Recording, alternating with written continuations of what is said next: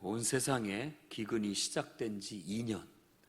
그러니까 요셉의 나이는 39살 정도 되었습니다. 왜냐하면 7년간의 풍년이 있었고 그리고 2년이 지난 것으로 뒤에 말씀을 보면 말하고 있기 때문입니다. 그러니까 30세에 바로 앞에 서서 총리가 되었고 바로 7년 더하기 2년 하면 39세가 된다고 계산할 수 있겠죠. 그리고 그때 야곱의 나이는 130세 정도였습니다. 나중에 그가 바로 왕 앞에 섰을 때 자기 나이가 130세라고 얘기를 했기 때문에 그렇습니다. 야곱은 애굽에 곡식이 있다라는 사실을 듣게 되었고 아들들에게 가서 곡식을 사오라고 그렇게 명령했습니다. 애굽에 도착한 요셉의 형들은 애굽의 총리 앞에 엎드려 절하였습니다. 그런데 그가 바로 요셉이라는 것은 꿈에도 생각지 못하고 절을 했던 것입니다. 요셉은 자신의 꿈을 생각하고 형들을 정탐꾼으로 몰아서 감금하고 막내 아우를 데려와라 라고 요구하게 됩니다. 저는 이 본문을 통하여 다음과 같은 하나님의 말씀을 여러분에게 전하고자 합니다. 첫째는 우리에게 닥친 문제를 해결하기 위해 직접적으로 행동하는 성도들이 되시기 바랍니다. 오늘 1절 말씀에 너희는 어찌하여 서로 바라보고만 있느냐, 이 말씀을 깊이 한번 묵상해 보시기 바랍니다. 너희는 어찌하여 서로 바라보고만 있느냐. 이것은 바로 야곱이 지금 온 세상의 기근이 심한 상태에 가족들이 먹을 것이 다 떨어져 가고 생계 위협이 닥쳐오고 있는데도 누구 하나 서로 눈치만 보고 있지 나서서 해결하려고 하는 자식들이 없었다라는 얘기예요. 130 먹은 노인이 그것을 보고 너무 속이 터지니까 나무라듯이 자식들을 몰아붙여서 당장에 가서 곡식을 구해야 하라고 내쫓듯이 그들을 보내는 장면을 연상할 수가 있다는 것입니다. 누군가가 나서주기를 바라는 소극적인 태도, 그것은 성경에서 불성실한 태도로 비난받아 마땅한 태도라고 말하고 있는 겁니다. 왜 바라만 보고 있느냐?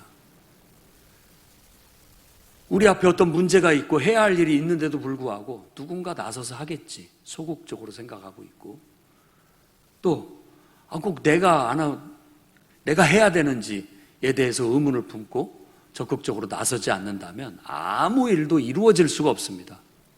아무 일도 이루어질 수가 없습니다. 오늘 우리 앞에 닥친 문제들을 자기 문제로 받아들일 수 있는 적극적인 태도를 가질 수 있기를 바랍니다. 그리고 그 문제를 어떻게 해결해야 할지 대안을 찾고 그것이 생각이 났다면 즉시 행동에 옮길 수 있는 여러분이 되기를 바랍니다.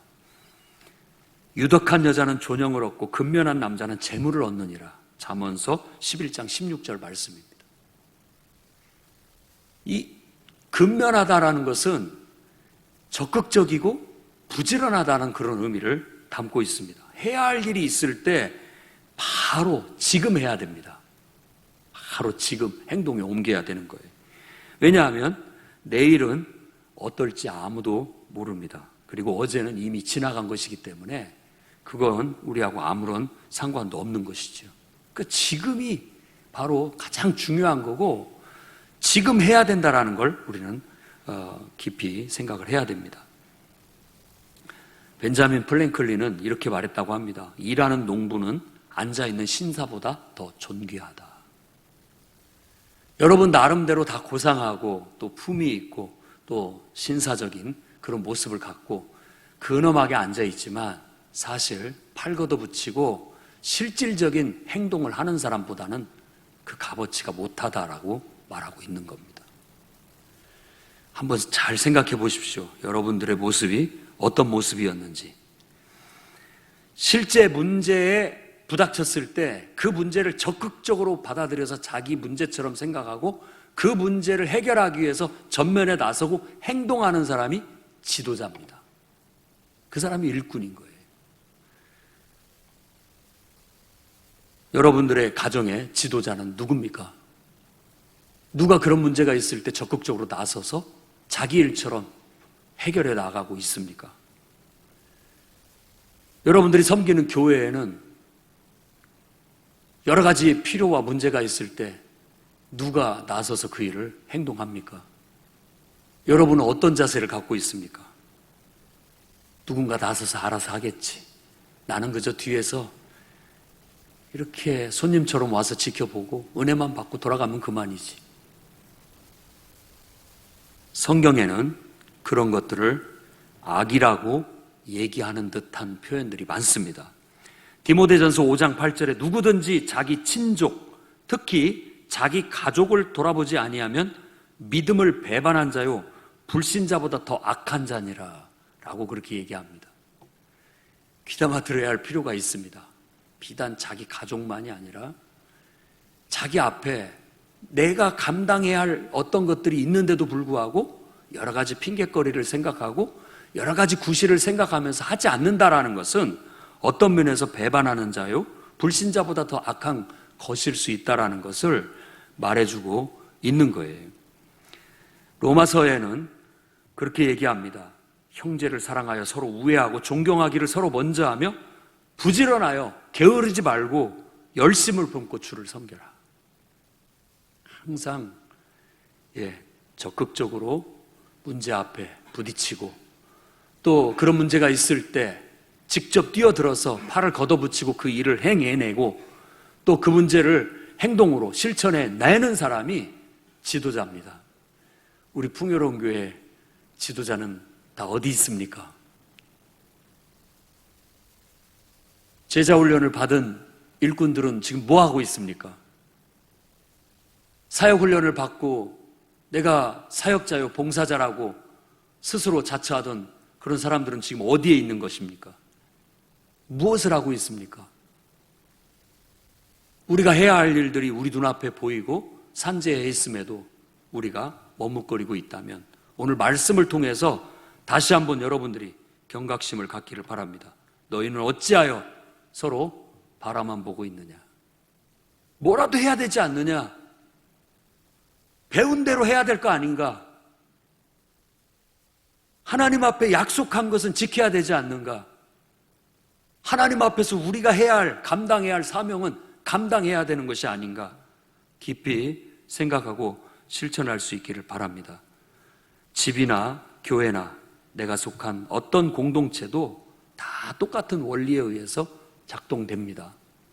어디서든지 항상 뒤에서 관망만 하고 지켜보는 사람들이 많으면 많을수록 아무 일도 이루어질 수 없고 그러면 그럴수록 자꾸만 악순환되면서 모든 것들이 약해질 수밖에 없습니다. 그러나 그 일이 내 일인 것처럼 생각하고 하나님께서 그 일을 나에게 사명으로 주셨다라고 받아들이고 부지런하고 열심으로 적극적으로 그 일에 나서서 손을 걷어붙이고 일할 때 하나님은 그를 세우셔서 그를 통하여 일하시고 역사하신다는 사실을 깨닫기를 바랍니다. 게으른 자는 개매개로 가서 그 하는 것을 보고 지혜를 얻으라 라고 그랬습니다. 부지런하고 적극적이고 성실한 것은 아름다운 겁니다. 교회는 그런 지도자들을 보면서 배워야 되겠고 모두가 다 그렇게 살면 하나님의 복을 받고 모든 것들이 튼튼해지고 강건해지고 형통하게 된다는 걸 배우고 익힐 수 있어야 됩니다. 저는 여러분들이 그런 모범을 보여줄 수 있는 부지런하고 성실하고 적극적이고 또 닥친 문제를 해결하기 위해서 항상 전면에 나서서 적극적으로 행동하는 성도들이 되어주시기를 주의 이름으로 축원합니다. 두 번째로는 우리의 꿈을 이루시는 하나님을 찬양하는 성도들이 되시기를 바랍니다.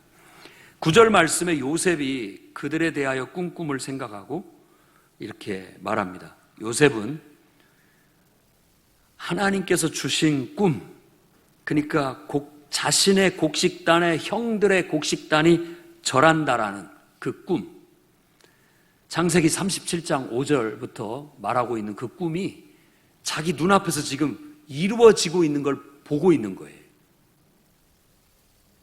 형들은 전혀 모릅니다. 자기가 누군지를. 그런데 지금 자기가 이렇게 보니까 형들이 와요. 눈이 아마 커졌을 겁니다. 그러면서 그들이 와서 아무것도 모르는 사이에 총리 앞에 그냥 납작 엎드려서 절하고 있는 그 모습을 보면서 그 어렸을 적 꾸었던 꿈이 이렇게 겹치면서 보였을 것이고, 그 꿈을 이루고 계시는 하나님을 아마 마음속으로 찬양했을 것이라 생각됩니다. 아, 하나님께서 이렇게 이루어 주시는구나. 생각지도 못했던 방법으로 하나님께서 그 꿈을 이루시는구나. 그 형들은 그때에도 요셉이 꾼 꿈을 말도 안 되는 소리 짓거리지 마라 라고 하면서 오히려 미워했습니다.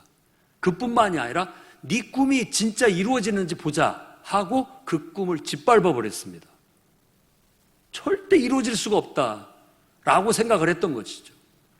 그런데 지금 그 총리 앞에 절하고 있을 때, 그때에도 그들은 꿈에도 그가 요셉이고 요셉 앞에 자기들이 절하고 있다는 건 생각하지 못합니다.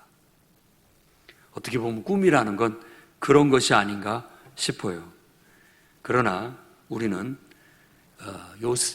요셉이 그 꿈이 이루어지는 걸 보면서 눈이 커지면서 막 깜짝 놀라듯이, 이야, 정말 하나님께서 꿈대로 이루시는구나 라고 하나님을 찬양했듯이 우리 인생도 하나님을 찬양해야 되겠습니다.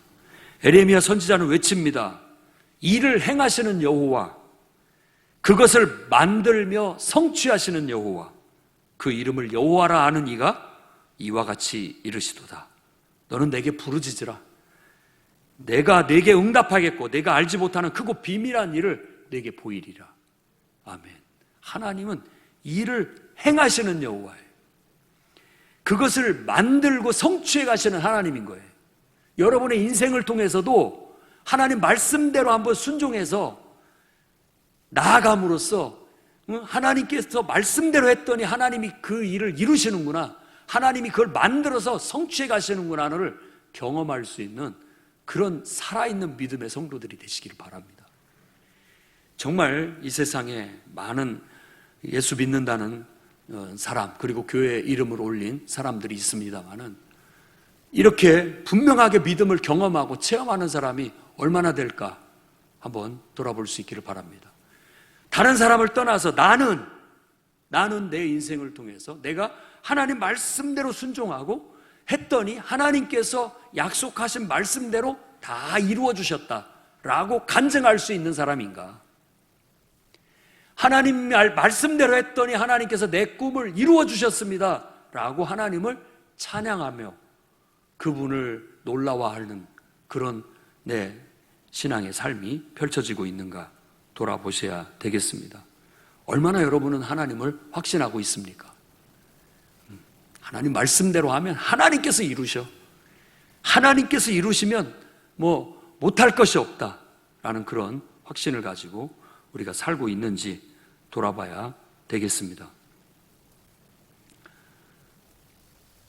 워너 메이커라는 사람이 그렇게 얘기했답니다. 먼저 하나님을 믿고 말씀을 실천해야 합니다. 하나님을 신뢰하고 즐겁고 기쁘게 일하다 보면 성공은 어느새 자기 옆에 다가와 있게 됩니다. 예, 그렇습니다. 그 사람도 자신의 인생을 통해서, 자신의 사업을 통해서 하나님 말씀대로 했더니, 그리고 하나님 말씀대로 성실하게, 근면하게, 열심히, 즐겁고 기쁘게 살다 보니까 어느 순간 그 꿈이 내 옆에 와 있더라 라고 그렇게 말하고 있는 겁니다. 여러분들도 믿음으로 그런 인생을 살 수 있기를 바랍니다. 그래서 어느 순간, 야, 이렇게 하나님이 이루어 주실 줄 정말 몰랐네. 하나님은 정말 놀랍다. 너무나 위대하시다. 하나님을 찬양한다. 아마 그 순간에 자신의 꿈을 이루신 하나님을 그는 볼 수 있었고 하나님을 높이며 찬양하게 되었다고 확신합니다. 여러분들도 정말 인생 속에 살아계신 하나님을 경험하고 그분의 일하시는 것을 느끼고 그분을 인하여 기쁨의 찬양을 올려드릴 수 있는 여러분이 되시기를 바랍니다. 또 한 사람 얘기를 드리자면 모빌 런치 서비스 회사를 설립하고 던킨 도너츠를 창업한 창업주인 로젠버그라는 사람의 고백입니다. 그는 몹시 가난하면서도 신앙을 지켰고 11조를 드린 소년이었다고 합니다. 어려서부터 성실과 신념으로 나름대로 인생의 성공을 가져온다고 확신하고 그대로 실천해 나간 결과 그는 큰 그런 성취를 얻게 되었다고 합니다. 그는 성공은 배움, 지식에만 있는 게 아니다. 태도에 달려있다라고 얘기를 한 거예요. 내가 하나님 앞에 바르고 정직하고 진실하게 살면 하나님께서 다 주신다라고 그렇게 믿었던 것이지요. 그러니 여러분들도 정말 이 요셉을 통해서 배우시고 또 믿음을 경험했던 많은 위인들을 통해서 배우시고 하나님 말씀대로 성실히 살아갈 때 하나님께서 여러분들의 꿈을 성취시켜 주시는 것을 경험하고 그분을 찬양하는 인생이 되시기를 주의 이름으로 축원합니다. 세 번째로는 우리를 성숙시키시는 하나님을 찬양하는 성도들이 되시기를 바랍니다. 오늘 이야기에 보면 요셉의 꿈대로 형들이 와서 요셉 앞에 다 절을 합니다. 그리고 나서 성경에 말하기를 내 꿈이 이루어졌구나 라고 하면서 요셉은 그 형들을 정탐꾼으로 몰아서 감금해버립니다. 그리고 난 다음에 그 형들을 시험하는 거예요. 시험. 그러니까 너희들은 정탐꾼이다. 이 나라에 간첩처럼 와서 정보를 캐내려고 온 거 아니냐. 악의적으로 그들을 몰아붙이니까 전혀 그렇지 않습니다. 우리는 한 분의 아들로서 확실한 자입니다 라고 했는데 옛날 개역 한글판엔 독실한 자입니다 라고 그렇게 번역을 했었습니다. 그 말은 청렴하고 또 강직하고 정직한 사람들이다. 믿을 만한 사람들이다. 거짓이 없다. 우리는 믿을 만한 사람이다 라고 그들 스스로가 대변을 했던 거예요. 요셉이 그 말을 듣고 정말 이렇게 나가는 겁니다. 진짜 너희들이 그렇단 말이야. 내가 너희들의 실체를 알고 있는데 옛날에 너희들이 형들이 나한테 한 것을 보면 그들은 정직하지도 않고 진실하지도 않고 바르지도 않았어요. 그런데 지금 요셉 앞에서 그들이 하는 말이 우리는 한 사람의 아들로서 확실한 자, 믿을 만한 사람들입니다 라고 그렇게 말하고 있는데 요셉은 진짜 그렇습니까? 한번 시험해 봐야 되겠습니다 하고 그들을 계속해서 몰아붙입니다. 그랬더니 자기들은 한 아버지 밑에 자식들이 12명이 있고 그 중에 지금 막내는 아버지와 함께 있어서 오지 못했고 그리고 한 아이는 없어져 버렸습니다. 이 부분에 가서 자신이 없어요. 자기를 돌아보게 되는 거죠. 가슴에 찔린 부분을 말하고 있는 거예요. 그러니까 요셉은 너무나도 잘 알고 있기 때문에 바로 그거다. 왜 한 형제가 없어졌느냐? 그걸 봐라. 뭔가 이상하지 않느냐? 라고 하면서 더 그들을 추궁하게 되고 결국 니들이 정말로 너희들 말대로 믿을 만한 사람이고 진실하다면 막내 아우를 데려와라. 그래야 내가 믿겠다. 라고 그들을 시험하면서 몰아붙이게 되는 겁니다.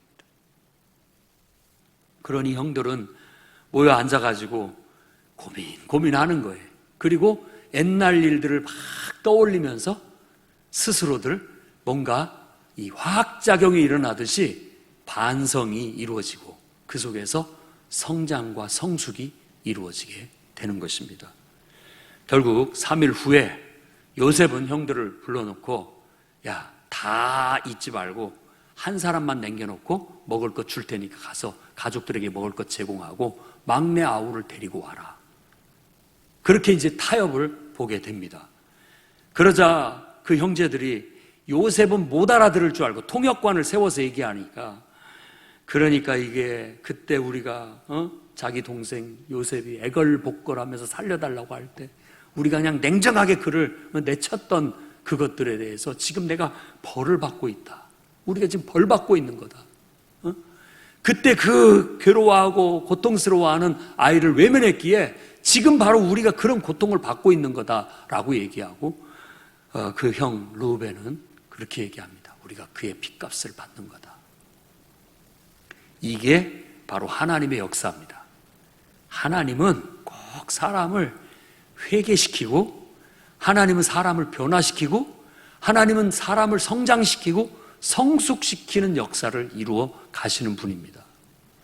우리도 나이가 먹었다라는 것은 끊임없이 하나님의 교육과 학습 현장 속에서 늘 아픔을 통하여 자기를 자각하고 자기를 반성하고 또 아픈 만큼 성장하고 아픈 만큼 성숙하면서 계속해서 하나님의 거룩함을 닮아가게 하시는 겁니다.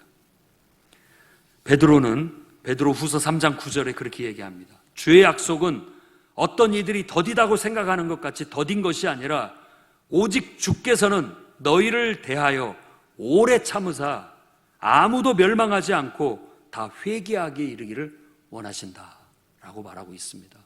그래, 모든 사람들이 자기 자신을 깨닫고 하나님 앞에 회개하고 성장하고 성숙하기를 바라고 있는 것입니다. 어린 영혼들은 남들이 칭찬할 때 기뻐하고요, 비난할 때 우울해하고 슬퍼합니다. 근데 좀 더 자라게 되면 남들이 비난할 때 오히려 기뻐할 줄 알게 되고, 그리고 남들이 칭찬할 때는 오히려 염려를 한답니다. 교만해질까 봐. 그런데 조금 더 성장하고 성숙된 신앙인들은 남들의 칭찬이나 비난에 별 반응을 보이지 않는답니다. 오직 그 사람은 사람의 인정이나 비난은 별 의미가 없고 나를 창조하신 전능하신 하나님만이 자신을 평가할 수 있는 것이다 라고 생각하고 하나님 앞에 온전하려고 힘쓴답니다. 그게 진정한 성숙인 것이죠. 여러분은 어떻습니까? 여러분은 어느 만큼 성장했고 어느 만큼 성숙해 있습니까? 지금도 누군가의 비난에 발을 흔들립니까? 감정이? 누군가의 칭찬에 이일비하면서 거기에 반응하고 있습니까? 하나님은 우리에게 정말 이 야곱의 가족들에게 많은 고통과 또 아픔과 시련을 통해서 그들을 변화시키고 성숙해 나가게 하신 것처럼 우리의 미숙함을 또 우리의 연약함을 하나님은 그냥 보고 계시지 않고 계속해서 그걸 다듬어 가고 계신다는 것을 우리는 깨닫게 됩니다. 아픔을 통해서, 사람을 통해서, 또 인생을 통해서 끊임없이 우리의 모난 부분 하나님께서 다 깎아내시는 것이고, 우리의 채워져야 할 부족한 부분 계속 채워나가는 것이고, 다듬어져야 할 부분 다듬어가면서 하나님은 하나님의 형상을 닮은 거룩한 하나님의 백성으로, 하나님의 자녀로 우리를 만들어 가고 있는 거예요. 칼 융이라는 학자는 모든 신경증은 정당한 고통을 회피한 대가다라고 그렇게 얘기합니다. 마땅히 성장통을 받아들이고 그 아픔 속에서 그걸 통해서 자기의 성장을 이루어내고 성숙을 이루어내야 되는데, 아픔을 회피해버리게 된다면 나중에 더 큰 고통의 대가를 받게 된다라는 거예요. 그것 중에 하나가 신경증이라고 그렇게 말하는 거예요. 고통은 우리를 불필요한 부분들을 잘라내고 미숙한 부분들을 성숙시켜서 하나님 앞에 정금과 같이 온전한 모습으로 서게 만드는 효과를 가져다 주는 겁니다. 오늘 이 요셉의 형들이 변화된 모습을 아마 저는 이 요셉이 이렇게 지켜보면서 그 얘기를 들어듣고 몰래 나가서 혼자 울고 들어옵니다. 왜 울었겠습니까? 아, 형들이 많이 변했구나, 성장했구나, 성숙했구나. 자신도 이 아픔을 통해서 많이 성장했고 성숙했다라는 걸 깨닫게 됐을 것이고, 형들도 하나님께서 가만두시지 않았고 그동안 마음고생과 여러 가지 고난과 어려움을 통해서 그만큼 그들의 연약한 부분들을, 못된 부분들을 다 다듬어내셨구나. 아마 눈물을 흘릴 때 저는 그게 기쁨의 눈물이었다라고 생각하고 그 기쁨 속에서 하나님을 찬양했다고 생각합니다. 하나님 이런 영혼도 변화시켜 주셨고 이렇게 성숙시켜 주셔서 감사합니다. 아마 하나님을 찬양했을 거예요. 교회는 바로 그런 곳입니다. 미숙한 사람을 교육하고 훈련하고 믿음으로 사는 법을 배우게 하고 하나님 말씀대로 순종을 배우게 하고 봉사를 배우게 하고 정말 청지기의 정신을 가르치고 배우게 하고 실천하게 하고 그리스도의 주재권을 배우고 실천하게 하고 영적 싸움을 싸우게 하고 사랑을 실천하게 하면서 모든 면에서 성장하고 성숙되도록 하는 겁니다. 때로 그것이 여러분들한테는 부담이 될 수도 있고 또 그것이 여러분들이 싫어하는 것이 될 수도 있을지 모르겠습니다.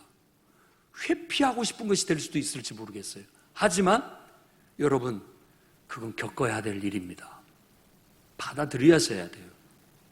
내가 이 순간에 그걸 회피하게 되면 어디 간들 또 다시 그런 일은 다시 반복됩니다. 다시 반복되고 오히려 그때는 더 어렵게 더 힘들게 그 과제를 수행해낼 수밖에 없는 그런 상황에 놓여지게 되는 거예요.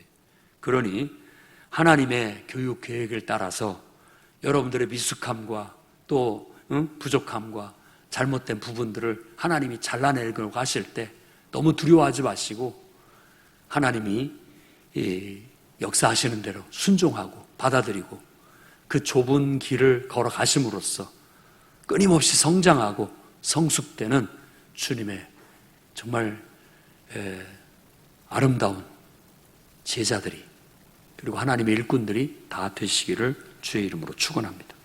기도하겠습니다. 거룩하신 하나님,